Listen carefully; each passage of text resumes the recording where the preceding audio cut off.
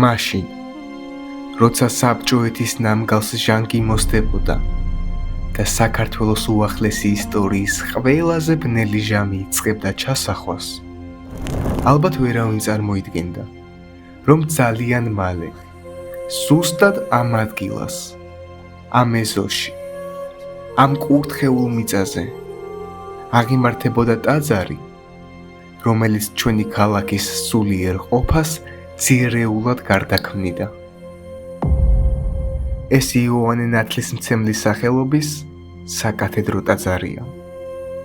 თუმცაღა, ცოტას თუ სმენია იმ საოცარი ისტორიის შესახებ, რომელიც ამ ერთი შეხედვით უბრალო საოცავის მიღმა იმალება. თქვენ წინაშეა ისტორია ტაძრისა, რომელმაც სრულიად შეცვალა ჩვენი ქალაქის საზოგადოებრივი გეზი. ისტორია დიდოსტატისა, რომლის მარჯვენამ ჩვენს ქალაქს სულისმიერი სამყუდრო აჩუქა.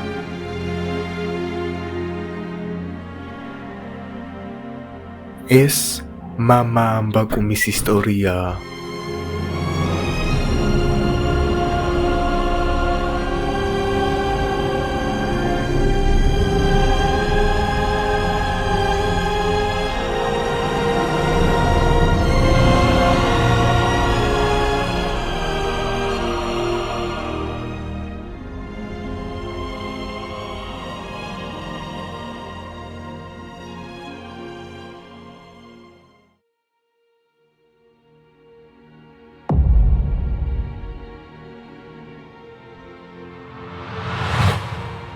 მღვდელმონაზონი ამბაკუმი, ერისკაცობაში შალვა სანიკიძე, დაიბადა 1953 წლის 23 თებერვალს, კარლოს სანიკიძისა და ნელი გვალიას ოჯახში. ჰყავდა ერთადერთი, უმცროსი ძმა ზურაბი. 1959 წელს სწავლა დაიწყო ქალაქ სენაკის პირველ საშუალო სკოლაში. 1969 წელს სკოლის წარმატებით დასრულების შემდეგ თბილისის პოლიტექნიკურ ინსტიტუტში ჩაირიცხა, ინჟინერიის ფაკულტეტზე, რომელსაც საღამოობით ესწრებოდა. დღისითკი სხვადასხვა სამუშაოთი იყო დაკავებული. ინსტიტუტის დასრულების შემდეგ მშობლიურ ქალაქს დაუბრუნდა, სადაც სოფელ ნოსირის რკინა-ბეტონის კონსტრუქციების კომბინატში დასაქმდა, ჯერ ოსტატის, შემდეგ კი მთავარი ინჟინრის თანამდებობაზე. ძალიან მალე კი კომბინატის დირექტორად დაინიშნა. თანამშრომლები შალვას ახასიათებდნენ როგორც ერთგულ და შრომისმოყვარე ადამიანს, რომელიც მუდამ მზად იყო დახმარების ხელი გაეწვდნა ირგვლივ მყოფთათვის. ინსტიტუტში სწავლის დროს იგი მომავალ მეუღლეს, მანანა ესებუას შეხვდა, რომელიც იმ დროს პედაგოგიური ინსტიტუტის სტუდენტი იყო. 1976 წელს დაქორწინდნენ. ქორწინებიდან ერთ წელიწადში, 1977 წლის 22 ოქტომბერს შეეძინათ პირველი ვაჟი, კახა. 1980 წლის 7 იანვარს კი მეორე ვაჟი, ირაკლი. ორივე მათგანმა დაასრულა პირველი საშუალო სკოლა და იმავე წელს თბილისის პოლიტექნიკურ ინსტიტუტში ჩაირიცხა. კახა ინფორმატიკის, ხოლო ირაკლი ენერგეტიკის ფაკულტეტზე. როგორც ქალბატონი მანანა იხსენებს, მათ ძალიან ბედნიერი ოჯახი ჰქონდათ. ცხოვრობდნენ ლაღად, ოჯახურ იდილიაში. 1997 წლის 22 ოქტომბერი, კახას დაბადების დღე. ოჯახის წევრები და მეგობრები ძვირფასი ადამიანის დაბადებას აღნიშნავენ. ყველა ბედნიერია, ყველას გულწრფელი ღიმილი დასთამაშებს სახეზე. ყველას უხარია, რომ 20 წლის წინ ქვეყანას კახა მოევლინა.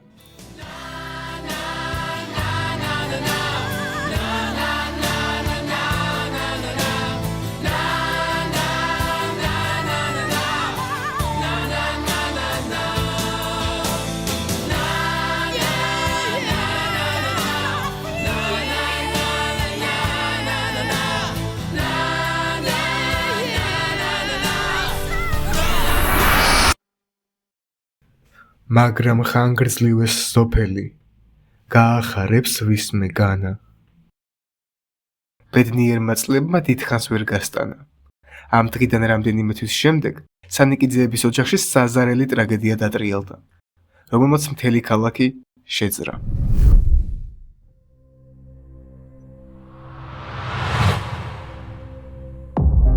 1998 წლის 23 იანვარი.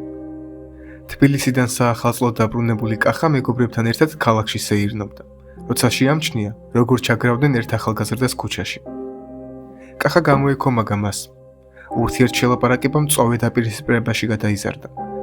რა დროსაც მას ცივი იარაღით მძიმე ჭრილობა მიაყენეს. ნაჭრილობები იმდენად მძიმე აღმოჩნდა, რომ კახა იმ საღამოსვე გარდაიცვალა. ამ დროს ის მხოლოდ 20 წლისა იყო. ტრაგედიამ კახას ოჯახსა და მეგობრებზე ღრმა კვალი დატოვა. ერთ დროს ბედნიერ, უდარდელ ცხოვრებას მოულოდნელად მიწა გამოეცალა და საზარელი უბსკვლისკენ დაიძრა. ცხელგულიანი ბიჭები კახას ღირსების დასაცავად მზად იყვნენ ყველზე შური ეძიათ. მაგრამ კახას გასვენების დღეს შალომ მოიხმო ისინი და დააფიცა, რომ ამ საქმეში არ გაერეოდნენ, რადგან ამგვარად კახას სულს ისინი ვერ შეეწეოდნენ. მან განაცხადა, რომ თავად მოაგვარებდა ყველაფერს. დიდი სულიერი ჭიდილისა და ვნებათა ღელვის შემდეგ შალომ მიიღო გადაწყვეტილება, რომელმაც ყველა გააოგნა. საიდან გავიცანი მე, ბატონი შალვა, რომელზუნი ამბაკუ. ეს იყო 98 წლის ბოლო იყო სადღაც. ჯოსენაკში მსახურობდი, მაშინ მოვიდა ჩემთან, მისი სიმამრის 40 იყო. და მხოლოდ გავიცანით ერთმანეთი და წაყოლოდი და რაღაც იქ. რაც ძალიან ისეთი თბილად. რაც გავიცანი, რაც კარგი სტაბილურობა დატოვა ჩემზე და არ გასულა რამოდენიმე თვე და ეს ტრაგედია შეემთხვა ოჯახს, რაც მოხდა. კახას გარდაცვალება ტრაგიკულია. ისევ შალვა მოვიდა ჩემთან. მე არ ვიცოდი ახლა ეს ვინ იყო, რა იყო და გამახსენა საკუთარი თავი, მე თქვენთან ვიყავიო რამოდენიმე თვის წინ და აი ასე რაღაცა შეემთხვა.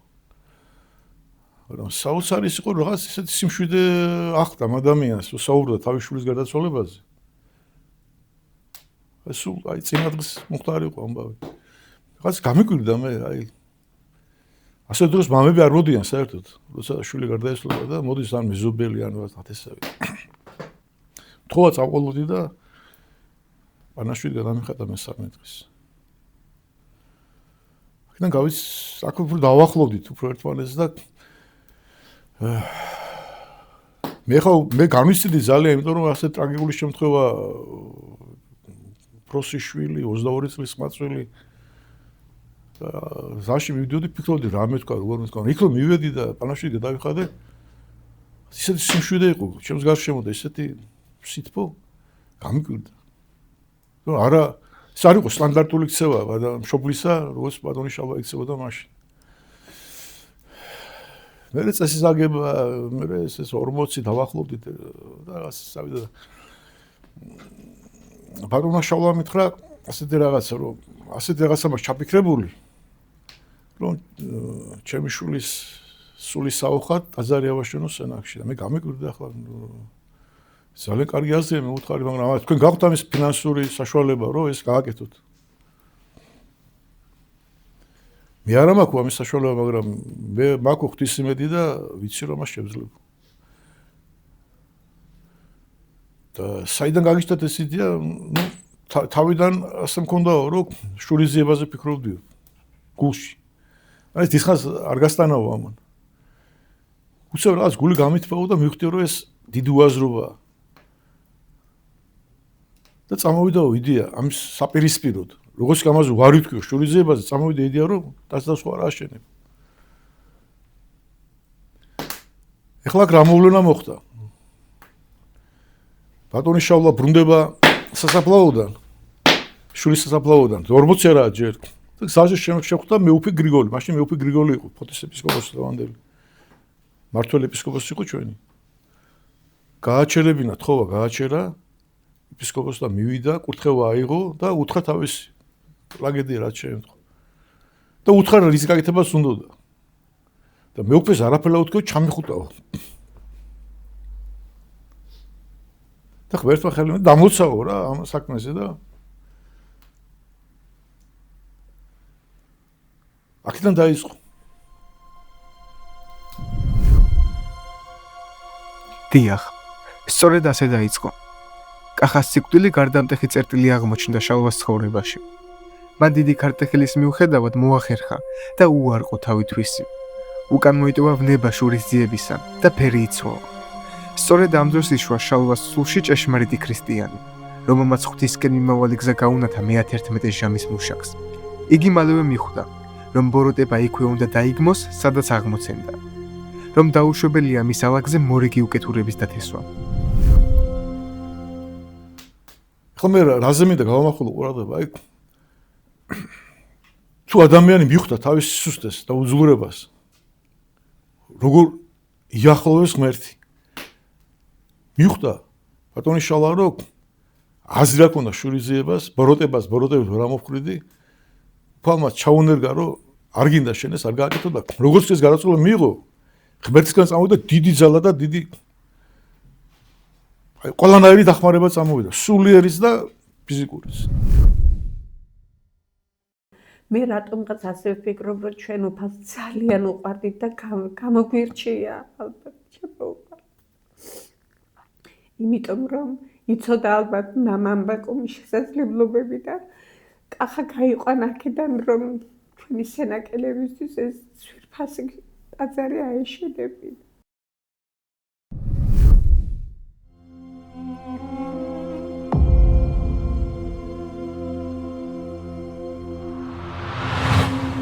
ტაძრის მშენებლობა 1998 წლის გაზაფხულზე სრულიად საქართველოს კათოლიკოს პატრიარქის უწმინდესისა და უნეტარესის ილია მეორის ლოცვა-კურთხევით დაიწყო. საქმე იმაშია, რომ გასაბჭოებამდე უშუალოდ ქალაქის ტერიტორიაზე ერთადერთი წმინდა გიორგის სახელობის ტაძარი დღევანდელი მოსწავლე ახალგაზრდობის ცენტრის მახლობლად მდებარეობდა, რომელიც გასაბჭოების შემდეგ 1924 წელს ღვთისმფრინავმა ხელისუფლებამ დაანგრია და ამჟამინდელი შენობით ჩაანაცვლა. გამომდინარე აქედან, ქალაქის ეს ტერიტორია სენაკის მაცხოვრებლებისთვის მუდამ ასოცირდებოდა საკულტო ადგილთან. მათ შორის ყოველთვის არსებობდა გარკვეული ქვეცნობიერი მისწრაფება, რომ ამ ტერიტორიაზე ერთ დროს ახალი ტაძარი უნდა აგებულიყო. შალვამდე ბევრს უცდია ამ საქმისთვის ხორცის შესხმა, თუმცა ყოველი მცდელობა უშედეგოდ სრულდებოდა. იყო რამოდენიმე მცდელობა იყო წინა წლებში. სხვა განმგებლების დროს, მაგრამ ხალხს და სურვილს ესაბამი არ გასცემენ. მინდოდა აი მოსაველის ქუჩის მიმდებარე ძველი დამწვარი პოლიციის აღიარს აღმოჩენებინა ეს, მაგრამ იქ გაბარიტებში ვერ ჩავეტირეთ რა, ესე იგი ის სკვერი უფრო ნაკლები იყო, ვიდრე ჩვენ აღმოჩენებინა ესა და ამიტომ გადავწყვიტეთ იქ სადაც აშენებულია, მით უფრო რომ ეს ტერიტორია უკვე მომოქმედო კინოთეატრის საზაფხულო კინოთეატრის ნაგებობა წარმოადგენდა და მით უფრო რომ მაშინ ეს ადგილი როგორც ასეთი შედიოდა სახელმწიფოს მმართველობაში, სახელმწიფოს საკუთრებაში, როგორც არასასოფლო სამეურნეო დანიშნულების მისცა და აქ რა თქმა უნდა პირველ რიგში დიდი დამსახურება მიუძღვის ბატონ კარეუგლებოაძეს ზემთანად რაიონის ხელმძღვანელს, რომელმაც გულთან ახლოს მიიტანა ეს იდეა, შენებლობის იდეა და მან ჩაუყარა საბუთური თავისი გადაწყვეტილებით, რომ აქ კანონიერად დაკანონებოდა ეს ადგილი ტაძრის მშენებლობას. უშუალოდ ტაძრის ისტორიის განხილვამდე აუცილებელია გავიაზროთ ისტორიული ფონი, რომლის ირგვლივაც დატრიალდა მოვლენები. 90-იანი წლების საქართველო. საბჭოთა კავშირის დაშლიდან სულ რამდენიმე წელია გასული. ეკონომიკური კოლაფსი, კრიმინალი, უიმედობა, აუტანელი სიდუხჭირე, სახელმწიფო ინსტიტუტების პასიურობა, სამოქალაქო ომის შედეგად განადგურებული ქალაქი. სწორედ ასეთ დროს, ამ ქაოსის ეპიცენტრში, ჩნდება ადამიანი, რომლის გადაწყვეტილება ყველანაირ ლოგიკას ეწინააღმდეგება, მაგრამ არა უფლისნებას. როგორც წმინდა წერილი გადმოგცემს, შეუცნობელ არს გზანი უფლისანი. სწორედ უფლის განგებამ განაპირობა, რომ უკუნით მოსულ ჟამს, სასოწარკვეთილების ბუდეში იმედის ნაბერწკალს დაესადგურნა იმ ადამიანის ხელით, რომელიც ჭეშმარიტების გზაზე დადგა.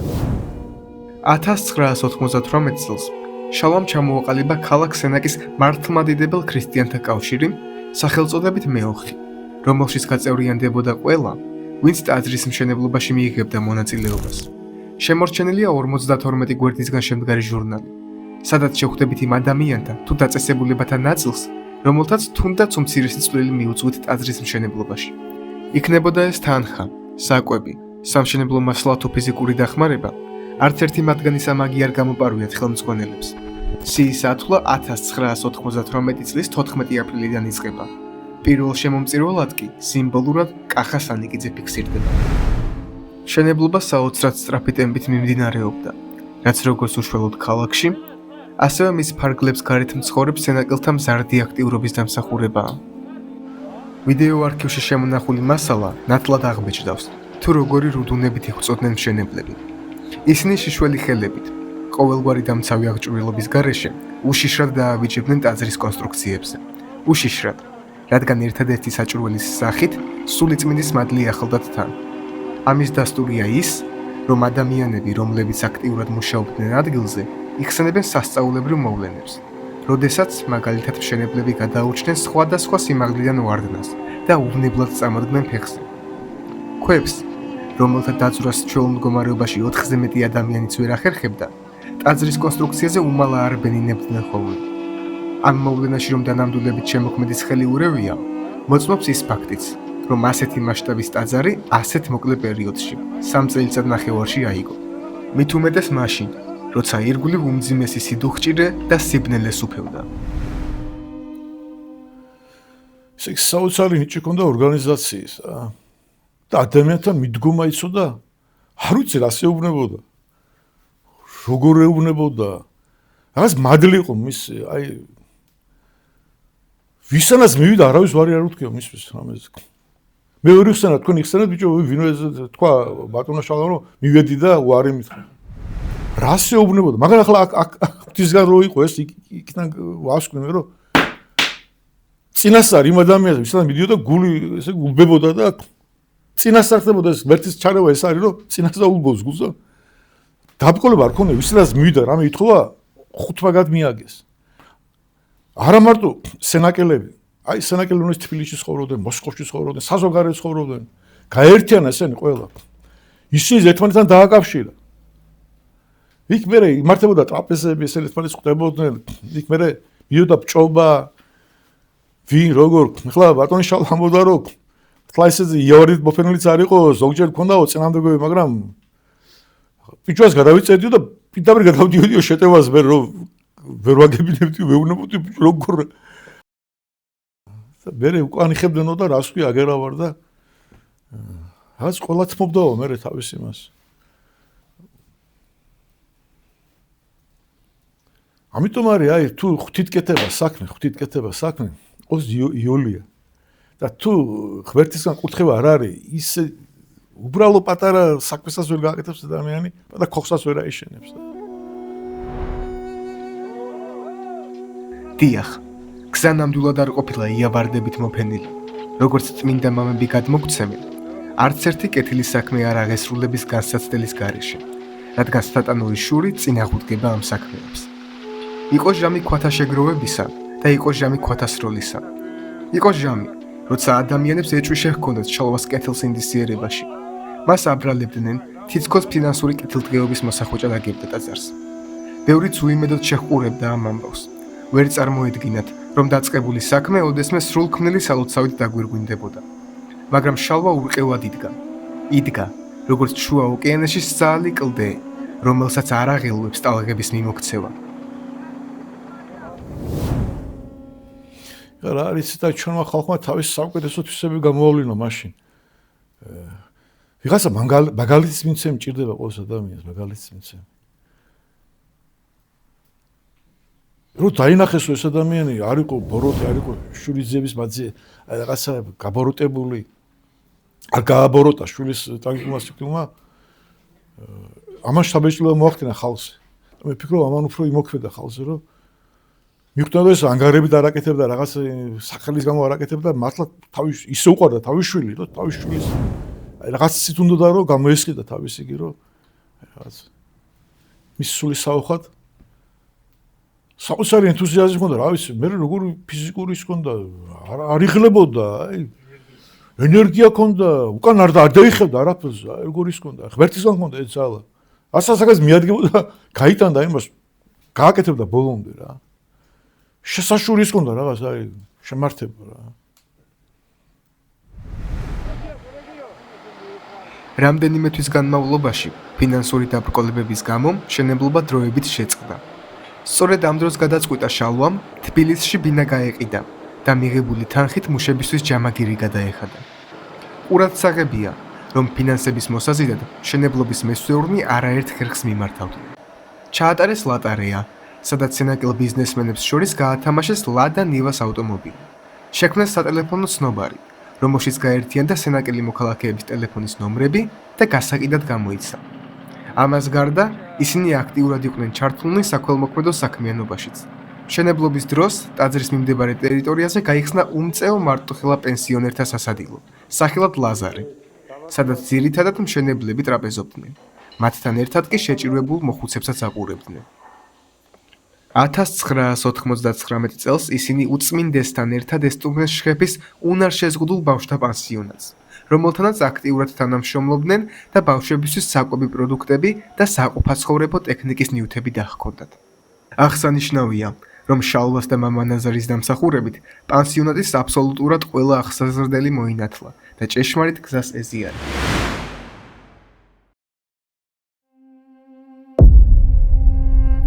რაც შეეხება არქიტექტურას, ტაძარი წარმოადგენს ჯვარ-გუმბათოვან ნაგებობას. ეს არის ქართული საეკლესიო ხუროთმოძღვრების სტილი, სადაც შენობის გეგმა ჯვრის ფორმისაა, ხოლო ცენტრში აღმართულია მაღალი გუმბათი, რომელიც ეყრდნობა 4 თავისუფლად მდგომ სვეტს ან საკურთხევლის კედლებსა და დასავლეთის ბოძებს. ტაძრის ასაგებად გამოიყენეს ქუთაისის მიდამოებში სოფელ ჭოგნართან არსებული კირქვის მადანი, რომელსაც ეკლარის ქვას უწოდებენ. სარკმლებისა და კარების გარშემო გამოყენებულია ტრადიციული ქართული ჩუქურთმები, რომლებიც მაღალი ოსტატობითაა შესრულებული. ეს ჩუქურთმები საქართველოს სხვადასხვა ტაძრის ორნამენტებიდან აღებული ესკიზების მიხედვით შეიქმნა. ტაძრის გუმბათის ყელში დატანებულია 12 სარკმელი, რაც სიმბოლურად 12 მოციქულს განასახიერებს. გუმბათზე აღმართულია სპეციალურად ჩვენი ტაძრისთვის დამზადებული 50 კილოგრამიანი სპილენძის ჯვარი. ტაძარს აქვს 2 კარიბჭე, დასავლეთიდან და სამხრეთიდან. ორივე მათგანი თაღოვანია და უხვად არის შემკული ჩუქურთმებით. ტაძრის არქიტექტორი რევაზ ჯანაშია გახელდათ. მშენებლობაში აქტიურ მონაწილეობას იღებდა მამა ზურაბ ცხვარაძე, მეტსახელად ოქროია. ის ხშირად სტუმრობდა ტაძარს და პარაკლის აღავლენდა. მიმდინარე პროცესებში ასევე დიდი წვლილი მიუძღვის დეკანოს ალექსი რეკვავას, რომელიც იმ დროს ერისკაცი იყო და აქტიურად მონაწილეობდა ტაძრის აღმშენებლობაში.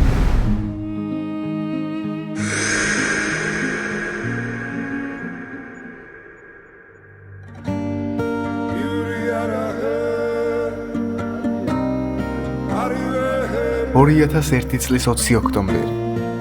ტაძრის გახსნამდე სულ 2 დღეა დარჩენილი. შალვა ტაძარს დასტრიალებს. ვინ უწყის, რაზე ფიქრობს, რა საიდუმლოს დაატარებს გულით. იქნება, სულ იქნება. საკუთარი შვილის ანარეკლს უმზერს ტაძრის მკრთალ ძარღვებში.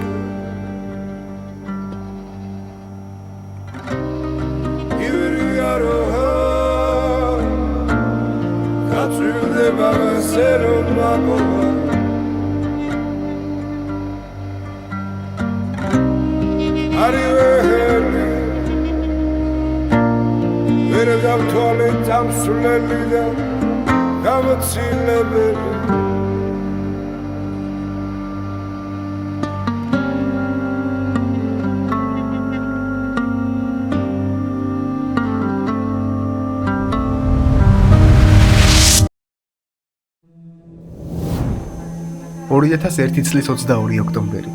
შუაღამე, 2:30. სანუკვარწუთებამდე სულ ცოტა დრო რჩება. სულ რამდენიმე საათში ტაძარი ქალაქის მთელ მოსახლეობას უმასპინძლებს. მშენებლობა ჯერ არ დასრულებული, თუმცა ბიჭები თავდაუზოგავად შრომობენ, რომ ტაძარი იდეალურ მდგომარეობაში დახვდეს პირველ მომლოცველს.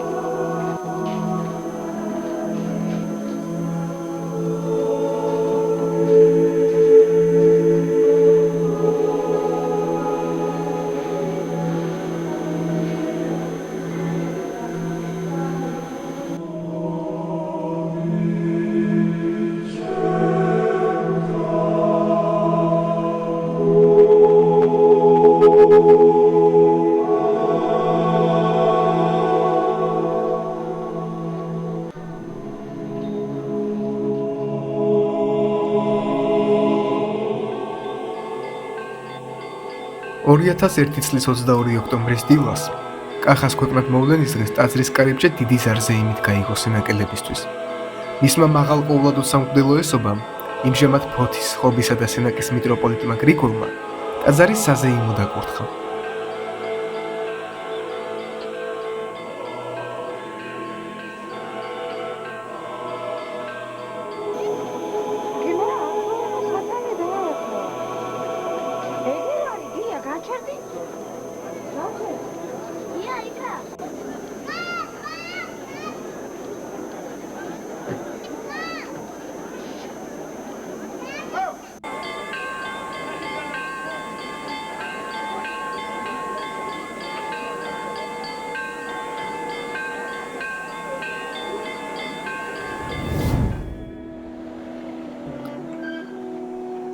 ყველა ერთხმად აღიარებს, რომ უფლის ძალით შალვა სანიკიძემ შეუძლებელი შეძლო.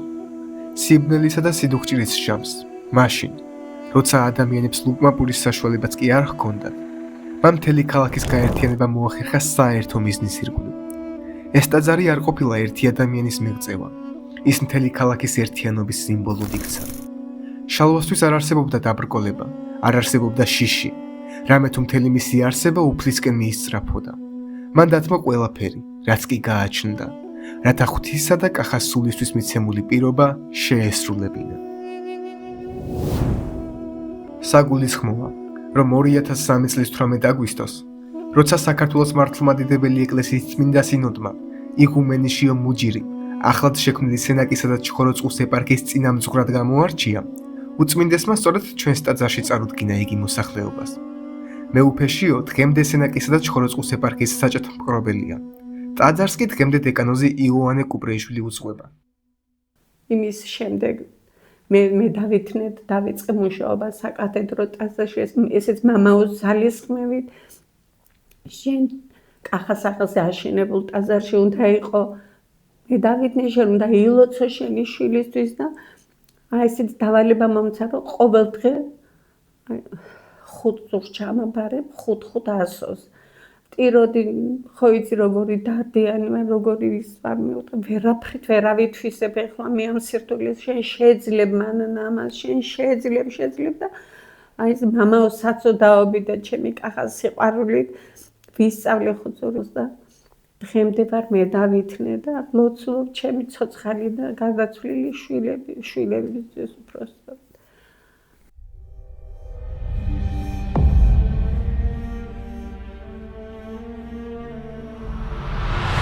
ტაძარი აიგო. შალვამ დასახული მიზანი პირნათლად შეასრულა. მას შემდეგ სხვა ტაძრების აგებასა თუ რესტავრაციაში მიიღო მონაწილეობა. თუმცა მისი ისტორია აქ არ სრულდება. მეტიც, სწორედ აქ იშლება მისი მოღვაწეობის ყველაზე მნიშვნელოვანი გვერდი. ამის შემდეგ გადაწყვიტა მამამ, რომ ვერ კმაყოფილდებოდა, უფრო მეტი უნდა კახასთვის გაეკეთებია.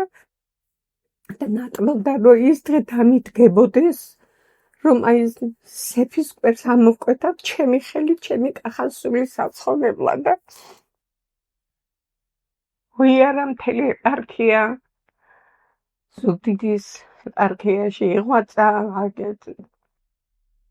ხონის ეპარქიაში იღვაწა, მაგრამ ვერ ისვენებდა, უფრო დიდზე ფიქრობდა და ის იყო ჩავიდა თბილისში სამებაში დაიწყო მუშაობა დახმარება უფრო სწორედ ფერებს ეხმარებოდა სეფის კვერის გამოცხობაში და რო ნახეს ამის კურწფელი გული და რო ნახეს ამის კეთილსინდისიერება გადაწყვიტა პატრიარქმა, რომ ეს ეკურთხებია ბერად.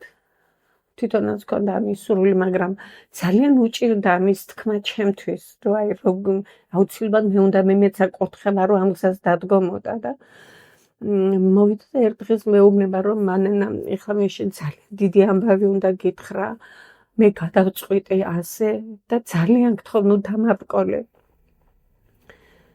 ძალიან ვინერვიული, აი სულ უარზე ვიყავი, აი თითქოს მთელი ღამე დავდით და ერთადერთმა სიტყვამ გადამაწყვეტია, რომ გამეშვა და მიმეცა კურთხება, გთხოვ ძალიან, რომ კახაზე შემაწირითა. კახას უნდა შეწირო თავი და უარს მიყვიო. აბა რას ვეთყოდი ამის პირი? კარგი წადი მეუთხარი. 2002 წელს ერისკაცი შალვა სანდიკიძე სამების საკათედრო ტაძარში ბერად აღკვეცეს და სახელად მამა ამბაკუმი შეურჩიეს.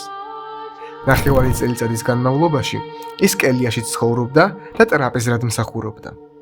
აღკვეციდან 6 თვის შემდეგ სიონის საკათედრო ტაძარში ბერდიაკვნად აკურთხეს, სადაც 3 თვის განმავლობაში იმსახურა. ხოლო 2004 წლის 21 სექტემბერს სრულიად საქართველოს კათოლიკოს პატრიარქის ილია მეორის მიერ დიდუბის ღვთისმშობლის შობის სახელობის ეკლესიაში ხელდასხმულ იქნა მღვდელმონაზვნად და საგურამოს წმინდა ილია მართლის სახელობის მამათა მონასტრის პირველ წინამძღვრად დაინიშნა. გაცნობა მოხდა ძალიან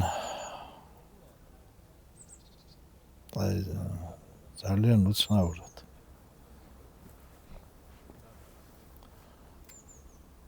მე ჯვარის მამაში ვიყავი და პარალელურად აქაც ვიყავი. ხო და საპატრიარქოდან დამერეკეს, რომ პატრიარქი მიბარებდა და საპატრიარქოში ორი შესასვლელია. ერთი შესასვლელი არის სანაპიროს მხრიდან, მეორე შესასვლელი არის ზედა მხრიდან, რასაც ესეთი საპარადო შესასვლელი რომ ქვია და სტუმრებს საიდანაც ღებულობ. მე ჯვარის მამიდან გადმოვედი ფეხით. ხო და მაინც გავხედე ეკეთ რომ მეთქი იქნება ის კარები თუ ღია, გავბედავ და ამ კარებიდან ახლა საერთოდ ვერიდებოდი ხოლმე საპარადო იქიდან შესასვლელიდან და ეს კარებიც უცნაური იყო, არასოდეს თითქმის ღია იშვიათად რა წელიწადში ერთხელ თუ მინახავს ღია ის კარი. ხო და ნახე ეს კარები იყო ღია და შევედი ამ კარებში და ჩავდივარ და ვხედავ ეზოში დგას უწმინდესი და იმის წინ დგას ერთი კარგი ქართველი ქრისტიანი ვაჟკაცი. პირდაპირ რო შეხედავ და ესეთი აღქმა რო გაგიჩნდება. ეს იყო მამა ამბაკუმი. ეს იყო მამა შალვა. ხო და უწმინდესი ესაუბრებოდა მას. რა თქმა უნდა, რა თემაზე საუბრობდნენ მე ეს არ ვიცი. მეც რომ მივედი შორი ახლო დავდექე რომ მეთქი რომ მორჩებიან საუბარს. ხო და დავდექე ისე რომ პატრიარქს დავენახე. და რა თქმა უნდა ესე პირისპირ საუბრობდნენ და მომიწია მამა ამბაკუმი ზურგს უკან დგომა რომ პატრიარქს რო დავენახე და დამიძახა პატრიარქმა მივედი და პატრიარქმა გაგვაცნო მე და მამა ამბაკუმი ეზოში ჯვრის წინ. რა თქმა უნდა როგორც სიტუაციიდან გამომდინარე ვამბობ იმას რომ მათ ისინი მორჩენ რაღაც თემაზე საუბარს და ახლა მეუბნება მე რომ რაღაც პატარა პრობლემა არის შექმნილი ყაზბეგში ტაძართან დაკავშირებით. ჩამოინგრა სოფელ სიონში ტაძრის როგორ გეცხრათ პედესტალს რა ქვია. უკანა მხარე დასავლეთის მხარე მიწა ესეთ ადგილზეა ამაღლებულ ადგილზე და მიწა დაეძრა და ტაძარს გამოეცალა მიწა საყრდენი. ხო და მითხრა რომ უნდა წავსულიყავი და იქ უნდა შემეკეთებინა ეს. ხო და მე რომ ამას მესაუბრებ, ამას ისმეს მამა ამბაკუმი. ხო და მამამ ბაკუმმა გამოხატა ინიციატივა, რომ ხო, კითხა პატრიარქმა, ვის წაიყვანოდა? მე ვთხარი, ვინმეს ნახავ მეთქე თქვენ ახლა იმ წუთში ვერავინ და ვერაფერი ვერ მოვიფიქრა და მამამ ბაკუმმა ვთქვა, რომ მე მაქვს გამოცდილება თქვენ უწესობა მშენებლობაში და მე გავყვებიო, ძალიან კარგია და გვაკურთხა. და წავედით ყაზბეგში. პატრიარქმა თავისი მანქანა გვათხოვა და წავედით ყაზბეგში. აი ესე დაიწყო ჩემი და მამა ბაკუმის ურთიერთობა. კახას გარდაცვალებამ მძიმე კვალი დატოვა ოჯახის სხვა წევრებზეც. მამა ამბაკუმის დედამ, ნელიმ, კახას გარდაცვალებიდან 40 დღის განმავლობაში საკვების მიღებაც კი შეწყვიტა. მამაოს თხოვნითა და მეოხებით, ისიც მალევე ეკურთხა მონაზვნად, თეკლათის დედათა მონასტერში, დედა ელისაბედის სახელით. მოგვიანებით, მძიმე ავადმყოფობის გამო, ოჯახის წევრების გადაწყვეტილებით დროებით სახლში დაბრუნდა, სადაც ქალბატონი მანანაულიდა. შემდგომში კი, მამა ამბაკუმის დახმარებით, საგურამოში გადავიდა. მამაოს გარდაცვალების შემდეგ ის მცირე დროით დარჩა მონასტერში. აქ მასზე მამა ამბაკუმის სულიერი შვილი, მარიამი ზრუნავდა. სენაკში დაბრუნებიდან დაახლოებით 1 წელში კი დედა ელისაბედი გარდაიცვალა. ის კახას გვერდითაა დაკრძალული. მიუხედავად იმისა, რომ მამა ამბაკუმის მოღვაწეობა საგურამოში მხოლოდ 1 წელიწადითა და რამდენიმე თვით შემოიფარგლა, მან სოფელს უზომო სიყვარული დაუტოვა, რომელიც დღემდე 20 წლის შემდეგაც კი ათბობს და ასაზრდოებს საგურამოელთა სულებს. აქ მას მოფერებით მამა ამბაკოს ეძახდნენ. ტაძარში რომ მოვდიოდი, სამრეკლოს თავთან იდგა, არ ვიცი ეთყობა, ხედავდა რომ მოვდიოდი ხოლმე, სულ ესე იყო, სამრეკლოსთან იდგა და ხელები ქონდა სულ ესე გაშლილი ხოლმე და იცინოდა რაღაც აი არ ვიცი ესეთ სახით და როგორც კი ამოვდგამდი ფეხს, ესე ჩამეხუტებოდა. ანუ მთელი სოფელი დადიოდა, ყველა ასაკის ხალხი დადიოდა. დიდი ტრაპეზიც იმართებოდა, მამა ტარიელი ჩვენთან ხშირად იყო წირვალოცვაზე. მერე მისი თავისი ხორციელი მამაც ჩამოიყვანა ჩვენთან ტაძარში, ბატონი კარლო ბაბუა და აქ ყავდა ხოლმე თავისთან. დედა ელისაბედის შემდეგ უკვე ცოტა მოგვიანებით პერიოდში და თხოვდა ხოლმე რომ დედაოს მიმიხედეო და ესე გამყავდა ხოლმე კელიაში, არ ვიცი, აი დიდი სულიერი კავშირი იყო ჩემს და მამა ამბაკომს შორის და დიდი სიყვარული.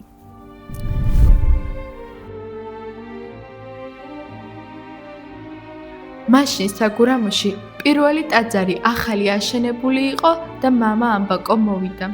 მღვდელზე საუბრისას წმინდა ილია მართალი ასეთ სიტყვებს ამბობს.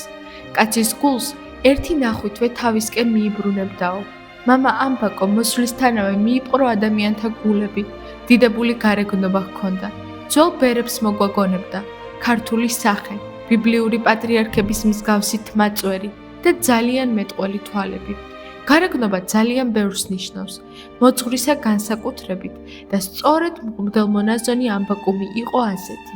ნაღდი ბერული გარეგნობის მქონე, ზომიერად მკაცრი იყო და ძალიან მოწყალი. ვერ და არ გაუთამამდებოდი, განსაკუთრებულ მოკრძალებას გრძნობდი, როდესაც მას ესაუბრებოდი.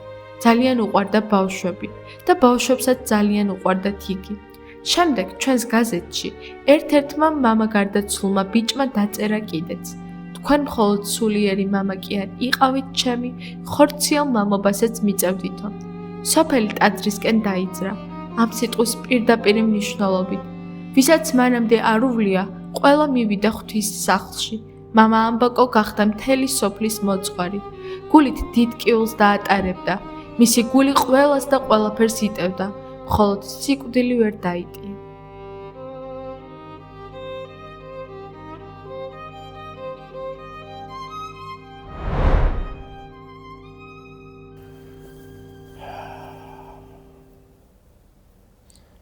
იყო ნოემბრის გიორგობა. ჩვენ წირვა ჩავატარეთ ერთად. ეს არის 2005 წელი. ერთი წლის გახსნილია სამების საკათედრო ტაძარი და ჩვენ თითქოს ძალიან ხშირად დავდიოდით, იმიტომ რომ პატრიარქისთვის და მთელი ქვეყნისთვის და ჩვენი სამშობლოსთვის ეს იყო სადღესასწაულო დღეები. რომ სამების ტაძარი და ხშირად მივდიოდით ხოლმე და ვესწრებოდით ჩვენს წირვას. და ეხლა რა კი გიორგობა იყო და ჩვენს აქ ბევრი ლოცველი აპირებდა მოსვლას. აქ ჩავატარეთ წირვა და წირვის დამთავრების შემდეგ გადავწყვიტეთ, რომ მიუსწრებდით აქედან, რომ წავსულიყავით სამებაში და პატრიარქი გვენახა და გიორგობა მიგვერლოცა. აი რა გზას თქვენ გამოიარეთ ახლა. მე მყავდა მანქანა ოპელი, ხო და ჩავჯექით. და წავედით. შორტაშორის მინდა გითხრათ, რომ მე მაშინ დაახლოებით 20 წლის მოძღვარი ვიყავი. მამა ამბაკომე 1 წლის მოძღვარი იყო. 1-2 წლის. და მე ესეთი განცდა მქონდა, რომ მამა ამბაკომე იყო 20, 30, 40 წლის მოძღვარი და მე მასთან შედარებით ვიყავი ახლად ნაკურთხი მოძღვარი. ესეთი განცდა მქონდა, იმიტომ რომ თვითონ მამა ამბაკომი ძალიან სულიერი ადამიანი იყო და იმის გვერდში ყოველთვის თავი პატარა და უმცროსი მეგონა. არა მარტო ასაკობრივად, სულიერად ვამბობ. ხო და ჩვენ წავედით. და მამა ამბაკომს აწუხებდა გული ხშირად. რას მომენტში ესე მოიკიდევდა ხოლმე ხელს, აი ეს ასე არ დაიდა. ესე მიიჭერდა და ყოველთვის ვეკითხებოდი, არაფერი. ყველაფერზე არ აქცევდა ყურადღებას.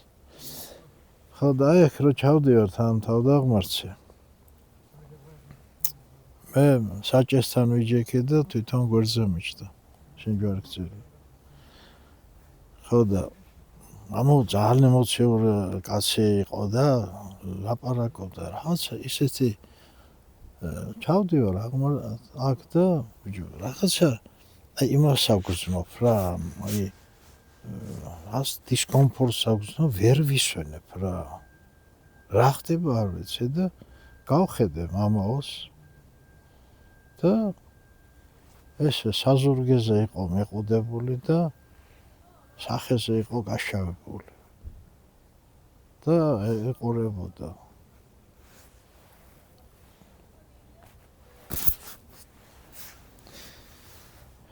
ხო და მივხვდი რომ გული რო აწუხებდა აქედან გამომდინარე. მაგრამ ვერ დავიჯერე ის რაც გავიფიქრე. იმ ეჭვი შემეპარა რომ მეთქი არა ესე არ იქნება. რა თქმა უნდა სადღაც წავიდოდი აქვე მოვატრიალე, წამოვედი და ხალხი ჯერ კიდე ეზოში იყო, როდესაც კარგი ამინდი იყო. და ჯერ კიდე ეზოში.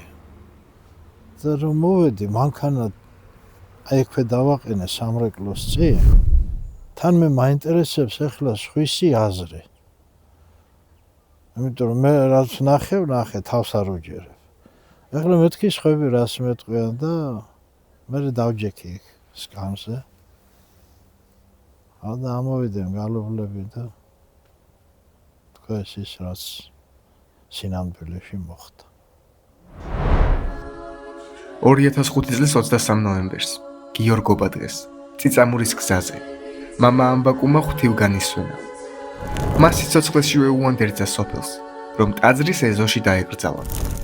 ის გახლდათ პირველი, ვინც საგურამოს ილია მართლის სახელობის ტაძრის გვერდით დაკრძალეს. ერთმა ცხოვრობს და კლდესავით კაცი იყო. აი ამ ეს ქვა იმას აგავს სხვათა შორის, ესეთი ძლიერი და ესეთი მამა ამბაკონი.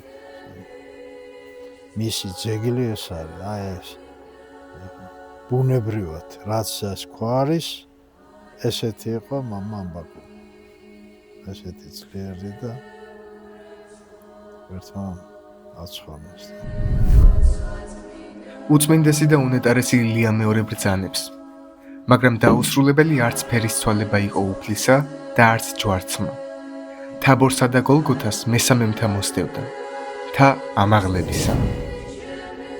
თურმე არც მამა ამბაკუმის სახელი ყოფილა შემთხვევითი. ავაკუმ, არამეული ენიდან მომდინარე ეს სიტყვა უფალს ჩახუტებულს, უფალს მირქმულს აღნიშნავს.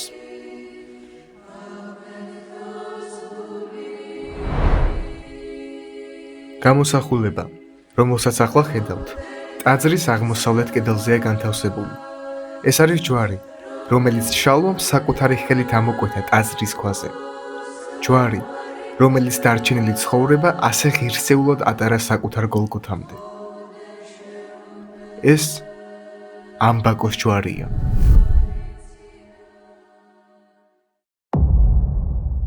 წლები გადის. დრო იცვლება. იცვლებიან ადამიანებიც. თუმცა ოსტატის სახელი 1000 წლეულებს დაითმეს.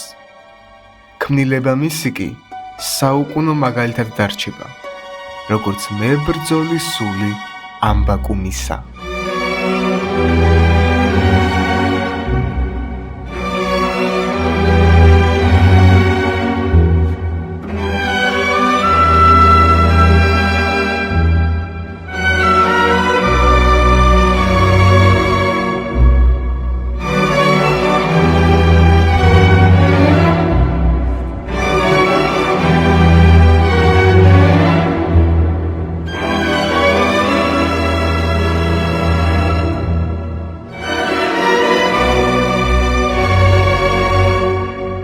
უფალი იესო ქრისტე ბრძანებს, რომელმან წარიწკმიდოს სულითვის ჩემთვის, მან პოვოს იგი.